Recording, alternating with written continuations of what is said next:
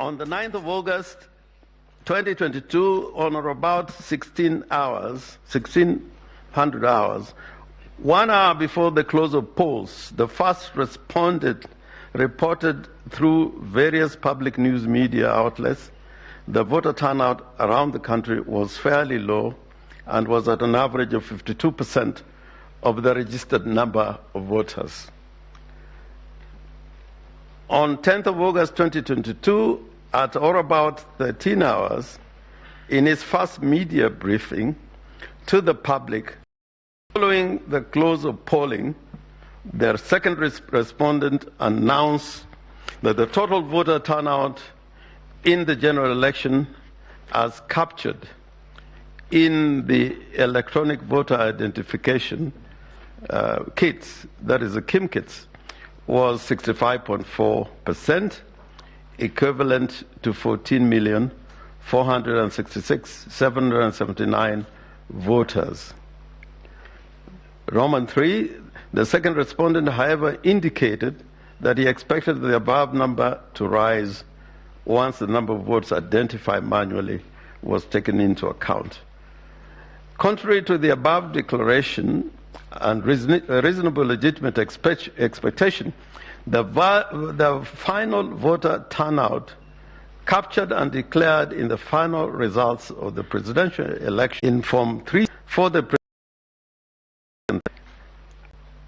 and what is stated in Form C as the turnout of voters, and that is 14,213,137 votes.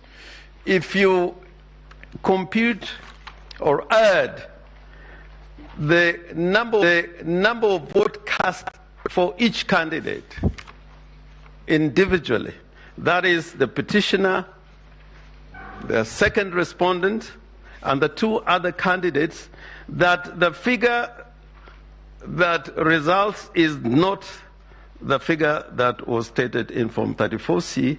The figure is 14,213,037. That is the first point.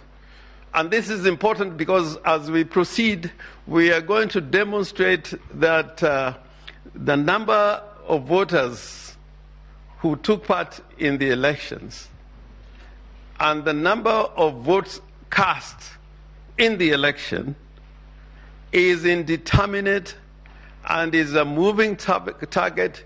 It keeps on shifting. And I invite your lordships and my ladies to look at the results as set out in Form 34C,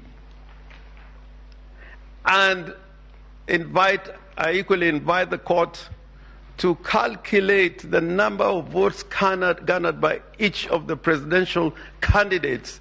The figures do not agree at all. And therefore, the first point of reference, as it were, is that the computation of the figure 50 plus 1 was based on a wrong computation of the total votes cast, as it were, and as proclaimed by the chairman of the Independent Elections and Boundaries Commission.